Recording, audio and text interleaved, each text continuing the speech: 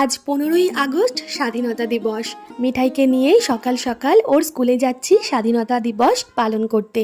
আমার ফুলের মতো মিষ্টি মিঠাইকে বোঝাতে চাই, দিতে চাই স্বাধীনতার সুখটা, কিন্তু যেতে যেতে একটা কথাই মনে ঘুরপাক খাচ্ছে, সন্দেহ হচ্ছে আমরা কি সত্যি স্বাধীন?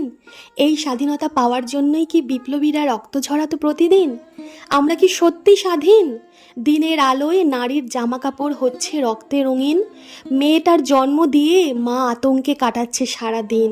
কয়েক বছর আগে দেশটা স্বাধীন হয়ে গেলেও আমরা মেয়েরা এখনও স্বাধীনতার সুখ পুরোপুরি পাইনি।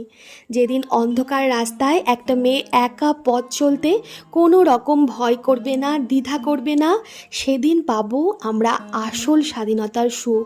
এই স্বাধীনতার সুখ পাওয়ার জন্য আমাদের মায়েদের লড়াইটা চালিয়ে যেতেই হবে। তবেই না আমাদের ফুলের মতো মেয়েরা পাবে একটা সুস্থ সবল পৃথিবী, একটা নিরাপদ দেশ।